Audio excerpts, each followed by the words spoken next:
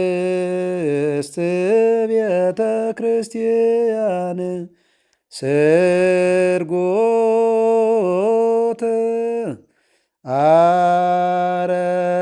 አረፋቲሃ ወስዕልት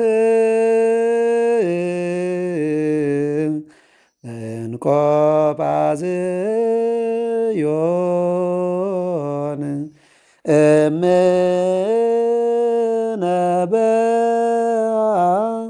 ቅድስት ቤተ ክርስቲያን ከመለኮት የተዋሃደው ስጋ ተነስቶ እንዲገንዙኝ እንዲያመስሉኝ ብሎ መልሶ ለሚገንዙት መመሪያ የሰጠ ሰዎች አሉ። ለዛ ነው ስመር የሚለው ስፍቀድልን ይላል። ይሄንን አማናዊ የሚሆነውን ስጋውንና ደግሞ ምን ያደርገዋል? ስፍቀድልን ይላል። ያስፈቅዳል ማለት ነው። እሱ ራሱን ያስፈቅደዋል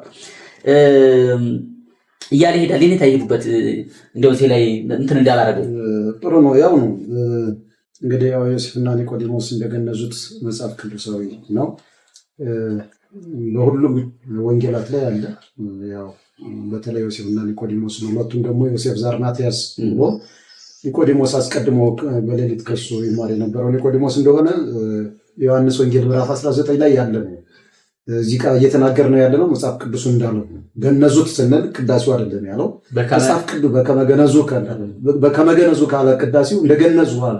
ገነዙትን ማን ተናገረ? ወንጌል ተናገረ። እና ቅዱስ ዮሐንስ ወንጌላዊ ሲገንዙት ያየ ሲቀበር ያየ ዮሐንስ ወንጌላዊ የነ ዮሴፍን የነ ኒቆዲሞስን መገነዝ ተናግሯል። ሲገንዙት ደግሞ ቅድም እንዳሉት እርሶ እንደወደደላቸው ማሳያው ተነስቶ መናገሩ በቃ በከመሰበርከሎ ማለት የነሱ ይወደድክላቸው። አሁን እንደወደደላቸው እንዴት ታየ? እንደወደደላችሁ የታየው እኮ ቅዱስ ቅዱስ በሉ ዝም ብላችሁ አትገንዙኝ። በከማርከ አክበርክሙኒ አነ ያከብረክሙ አነብረክሙ ወዲ በመንበረ ሶፈር ሰማያዊ አይደል? እንዳከበራችሁኝ እንደገነዛችሁኝ ገንዘባችሁን አውጥታችሁ ልንጥስ የማይል በፍታ ገዝታችሁ እንደገነዛችሁኝ እኔ ደግሞ በእንቁ በወርቅ በተሰራው ወንበር ላይ ያስቀምጣችኋለሁ አከብራችኋለሁ ብሎ ሾማችኋለሁ ብሎ ቃል ገብቶ የወደደላቸው መግነዛችሁን ያን ጊዜ ነው። ከመስቀል እሱን ያገኘናል ሳይሉ ሌላው ትቶ በሸሸበት ከመስቀል ይሄ በቃ መቀበር የለበትም ተብሎ በአዋጅ ታውጆ ከተሰቀለበት አወርደው ከጲላጦስ ሄደው ተካሰው ስጠን ተሰቅሎ ማደር የለበትም ዛሬውኑ አወርደን መቅበር አለብን በመስቀል ላይ ተንጠልጥሎ ማደር የለበትም ብለው ሞትን ሳይፈሩ ጭፍሮች መጥተው ይገሉናል ሳይሉ ሕይወታቸውን አሳልፈው ሰጥተው ነው ያወረዱት። አውርደው አምጥተው ደግሞ ገንዘባቸውን አምጥተው እንደውም ዮሴፍ እኮ በራሱ መቃብር አይደል በራሱ ብሎ ባሰረው ባዘጋጀው አንድ መምህር ምን አሉ? ዮሴፍ እንደው የቀበረው በራሱ ደግነቱ ለቆለተ ሄደ። ደግነቱ እሱም ደግነቱ ትቶለት ሄደ።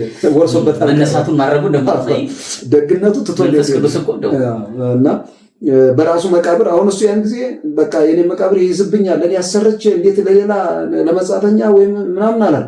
በቃ አምላኩ እንደሆነ በትክክል ተረድቷል። በቃ ተሰቅሎ ማደር የለበትም። አምጥቶ ደግሞ ሌላ መቃብር ፍለጋ ሄደ። ከኔው መቃብር ይረፍ ብሎ መቃብሩን ቤቱን ሰጥቶ ማለት ነው ለጌታው ማደሪያውን ሰጥቶ የዘላለም የስጋው ማረፊያ የሆነችውን ሰጠ እንደተባለው እሱም ደግሞ ደግ አምላክ ነው።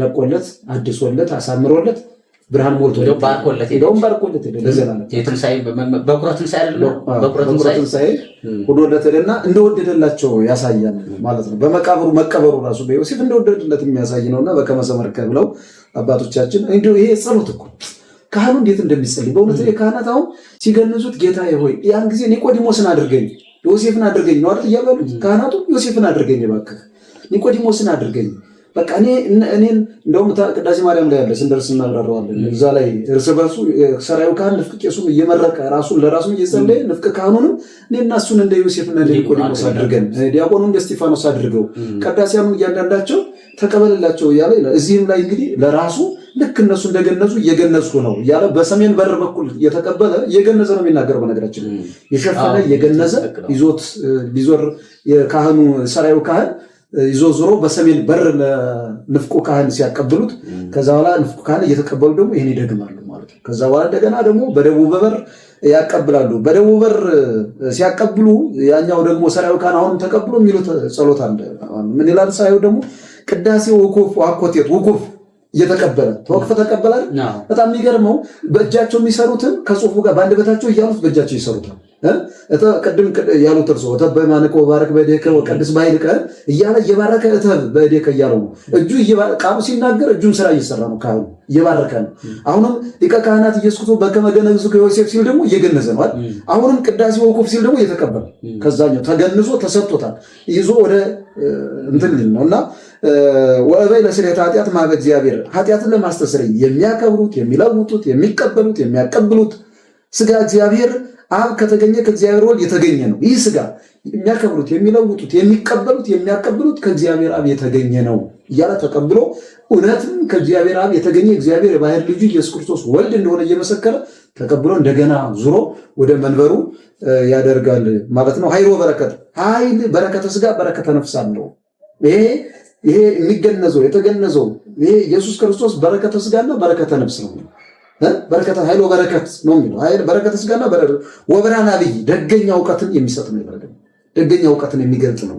ወሶበ ይበው ውስጥ ልበ ንጹህ የሚለው አለ አሚያነቆ ተናግሮ እንደሱ የሚሰጥ ነው ይልን። ከዛ በኋላ ይህን እያለ ታቦቱን ዙሮ አንድ ጊዜ ወደፊት ለፊት ወደ መንበሩ ያደርጋል። ሲዞሩም መብራት የያዘ ዲያቆን በፊቱ ይዞራል። ሰራይ ዲያቆን መስቀልን ይዞ በኋላ ሆኖ አንድ ጊዜ ይዞራሉ ካህኑ ጋር አብረው። ይህም ምሳሌ ያለው እንግዲህ ቄሱ የጌታ ምሳሌ፣ መስቀል የያዘ ዲያቆን እስጢፋኖስ ምሳሌ፣ በኋላ ከመሆኑ ከጌታ ቀጥሎ ከሐዋርያት አስቀድሞ መከራ የተቀበለ እስጢፋኖስ ነውና ብለው አብረው እየዞሩ ይሄን ይሉታል። ከዛ በኋላ ሲዞር ደግሞ የሚናገረው ቃል አለ። እንዘይል ይላል ይሁዳ ወታቦት እንዘይል እግዚአብሔር አምላክን ዘተወከፍ ከቁርባን አቤል በውስተ በድ ፈጣሪያችን እግዚአብሔር ሆይ በምድረ በዳ የሰዋውን የአቤልን መስዋዕት የተቀበልክ አምላክ። በጣም ይገርም እኮ ታዲያ መጽሐፍ ቅዱስ ታዲያ እዚህ ነው በጣም የተበራረው ማለት እኮ ነው። የአቤልን መስዋዕት በምድረ በዳ የተቀበለ ኦሪት ዘፍጥረት ምዕራፍ 4 ምድረ በዳ መስዋዕት መሰዋቱን ነው የሚናገረው። እዚህ ላይ ግን በምድረ በዳ በበረሃ በግ በሚጠብቅበት ላይ ከበጎቹ መርጦ ሲያቀርብ የአቤልን መስዋዕት የተቀበለ ወለኖህ በውስተ ታቦት ኖህ ደግሞ በመርከቡ እያለ መስዋዕት ተሰዋ ነው የሚለው አይደል? ኦሪት ዘፍጥረት ምዕራፍ 8 ላይ የኖህ መስዋዕት ተሰዋ ይላል። እዛ ላይ የኖህን መስዋዕት ልክ እግዚአብሔር ተቀብሎለታል ማለት ነው። እዚህ ላይ ካህኑ እያወሳ ነው የአባቶች የነሱን መስዋዕት የተቀበልክ የአቤልን መስዋዕት ከቃየል ለይተህ። አሁን ከገርመው ራሱ ክርስቶስን ይዞ ነው እንደዛ የሚለው። በቃ በዛ ጊዜ ተቀባይ ነበር፣ ዛሬ ደግሞ መስዋዕት ይሆንክ። ያን ጊዜ መስዋዕቱ ተቀባይ የቀረበልህ፣ ዛሬ ደግሞ ራስህ መስዋዕት ሆነህ ተቀባይም መስዋዕት ሰዊም ሆነህ የቀረብክ አምላክ ወይ እያለ ይናገራል። ከዛ ወላ አብርሃም በውስተ ርእሰ ደብር አብርሃምን ይስሐቅን ስታቀርብ ሳይሰዋው እንደሰዋ አድርገህ የተቀበልክለት የአንተ ምሳሌ የሆነው የመስዋዕት ስጋህን አሳልፈህ የመስጠት ምሳሌ የሆነው ይስሐቅን ለመስዋዕትነት ለአብርሃም በትክክል ሰውተዋን ብለህ እንደተቀበልክለት። አልተሰዋም እንኳን ይስሐቅ ግን ተሰውቷል በእግዚአብሔር ዘንድ። በቃ ይሄ በጣም የሚገርም ነው። በቃ እንደተሰዋ አድርጎ ነው እግዚአብሔር የተቀበለለት። እንደውም በድን ሆኖ 3 ቀን ሰንብቷል አይደል ነው በታሪካችን።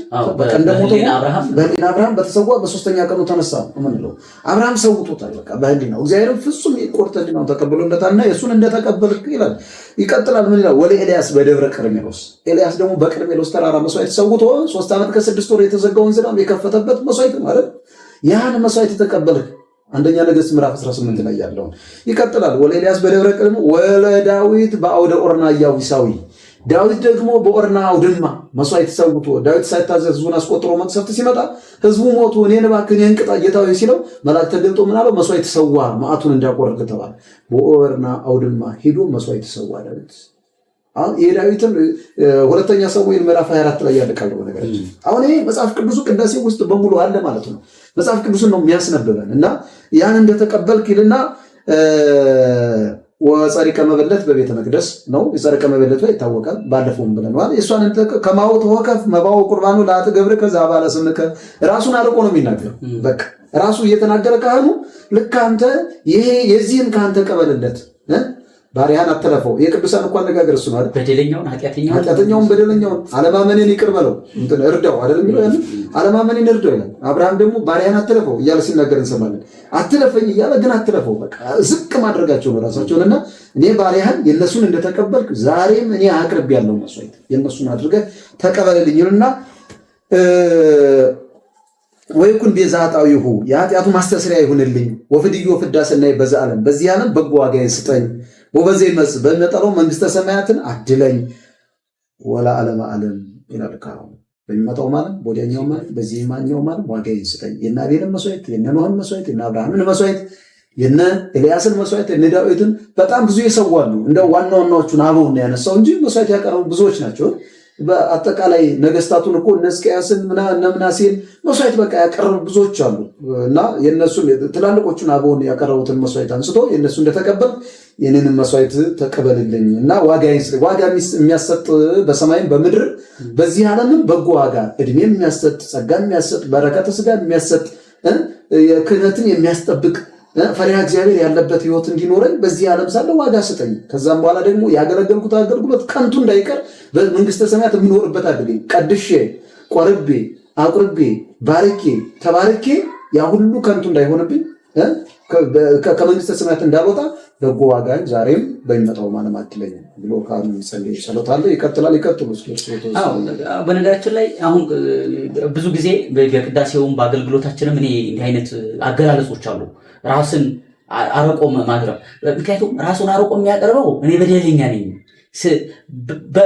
በደለኝነቴ ካየኝ ሩቅ ነኝ፣ ግን ደግሞ አንተ በአንተ ካየኝ ደግሞ ቅርብ ነኝ፣ አትለፈኝ። አሁን ባሪያህን አትለፈው ሲል ባሪያህን አትለፍ፣ ባሪያ ነኝ፣ ሩቅ ነኝ፣ ግን አትለፈው ሲል ቅርብ ሁነኝ ለኔ ማለት ነውና እንዲህ አይነት አገላለጾች የተለመዱ ናቸው። አባ ጊዮርጊስ መጽሐፍ ምስጢር ላይ እንደዚህ አይነት አገላለጾችን ሲናገር በስራዬ በምግባሬ ኃጢአተኛ ነኝ፣ በሃይማኖቴ ግን ሕጸጽ የለ ፍጹም ነኝ ይላል። ልክ አሁን ለምሳሌ ካህኑ የኃጢአተኛውን ልመና ተቀበለው ሲል በሃይማኖቱ ግን ምንድን ነው ፍጹም እግዚአብሔር እንደሚለውጥ እንደሚያከብር እንደሚቀድስ ያምናል ማለት ነው። እና እነዚህ ሁለት አገላለጾች በጣም እንትን ናቸው። አንድ ሰው በሃይማኖቱ እኔ እኮ በሃይማኖቴ እጠራጠራለሁ ካለ ይሄ በጣም ትልቅ በደል ነው። ኃጢአተኛ ነኝ ማለት ግን አንድም ትህትና ነው፣ ሁለትም እውነታ ነው። ሰው ከሀሳብ ከንግግር ከተግባር አይደለም እንደየመጠኑ እንደያቅሙ ቢሆንም እና እንዲህ አይነት የትህትና አገላለጾች በስርዓተ ቅዳሴ በጣም ብዙ ጊዜ ደጋግመን ልንሰማቸው ልናደምጣቸው የምንችላቸው ናቸው። ወእምዝ ያንብር ቁርባነ በጻሕል ይላል። ከዚህ በኋላ ህብስቱን ከጻሕሉ ላይ ያኑር።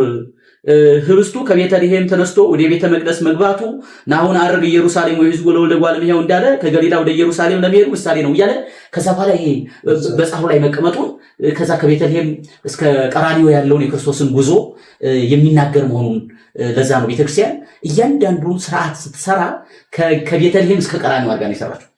አሁን ብዙ ጊዜ ቤተልሔምና ቤተ መቅደሱ አይራራቁም ማለት የግድ ቤተ መቅደሱና ቤተልሔሙ ትይዩ መሆን አለባቸው በምስራቅና በእንትን ማለት ነው። ሁለት አይቀራረቡም ማለት ምን ችግር አለው? በቃ ቤተልሔሙ ቤተ መቅደሱ ውስጥ ይሁን አይባልም በፍጹም። ለምን? ቤተልሔም ወደ ቀራንዮ ነው፣ ጉዞ ነው፣ ርቀት አለው ማለት ነው። ቤተልሔም የተወለደው ነው፣ ቀራንዮ ያገኘው። ስለዚህ መነሻ ነው፣ መድረሻ ነው። ስለዚህ አሁን ለምሳሌ ስርዓተ ቅዳሴ ሲፈጸም በአንዱ ስርዓተ ቅዳሴ ቤተልሔም ቀራንዮም ማለት ነው። ቤተልሔም የሌለው ቅዳሴ የለም፣ ቀራንዮም የሌለው ቅዳሴ የለም። የግድ ናቸው እነዚህ ሁለቱ ማለት የግድ በስርዓተ ቅዳሴ የግድ ሁለቱ አብረው የሚሄዱ ናቸው። ከቤተልሔም የተወለደው ቀራንዮ እናገኘዋለን፣ ቀራንዮ የምናገኘው ደግሞ ቤተልሔም የተወለደው ነውና እሱን የሚናገርበት ነው። እንደው እዚህ ላይ ወደ ኢየሩሳሌም ለመሄድ ምሳሌ ሄድና ከገባን በኋላ ህብስቱን ያዙት። በፊት ቄሱን እጁን ረቦ በኋላ ሆኖ አንድ ጊዜ ይዞራሉ። እንደዚህ እጁን እንትናንቆ ይዞራሉ ማለት ከፊትና ከኋላ ሆኖ ይሄንን እንትን ሲያደርግ ሁለተኛ ቄሱ ቆሞበት ከነበረው ሲደርስ ዲያቆኑ ዙሮ ይቆማል። ንፍቁ ቄስ ማፈዱን ይገልጽለታል። ቄሱ አውርዶ ሐሰስኩ ገጸከ ገጸጽያከ አሐስስ እግዚኦ ወይትሚት ገጸከ ምን እያለ ወሉሎ አውሎጌዎስ ቅድም ያሉትን ቃላት እየደገመ ወደ ጻሕሉ ይመልሳል። አሁን ይሄ እንግዲህ ሐሰስኩ ገጸከ ፈለኩ አንተን ነው የምፈልገው፣ ሌላ ፊትህን አታዙርብን። በደለኛ ልሆን እችላለሁ፣ ኃጢአተኛ ልሆን እችላለሁ፣ እኛም ልኡካኑ ላንገባ እንችላለን። እዚህም የተሰበሰበው ሰው ኃጢአተኛ ሊሆን ይችላል። ወይትሚት ገጸከ ፊትህን ግን አትመልስብን፣ ሐሰስኩ ገጸከ ገጸጽያከ እያለ የሚያደርገውን ስርዓት ነው የሚነግረን። ከዛ በኋላ እንደው እንትኑን ለማየት እያንዳንዱ ከዘረዘር ነው ስለማንጨርሰው ወደ መጨረሻው አካባቢ ሲሄዱ ደግሞ ከጻሕሉ ላይ ማኖሩ ጌታ ነገረ ሕማሙን በመስቀል ለመፈጸሙ ምሳሌ ነው። ጻሕሉ ላይ ማድረጉ ጌታ ነገረ ድኅነትን የፈጸመልን ነገረ መስቀልን ጠቅላላ እንትን ያደረገልን መስቀል ላይ ነው እና ያ የመስቀል ምሳሌ ነው። ጌታችን በቀራንዮ በመስቀል ተሰቅሎ ነው እዛ ላይ ሆኖ ነው ብሉኝ ጠጡኝ ያለው።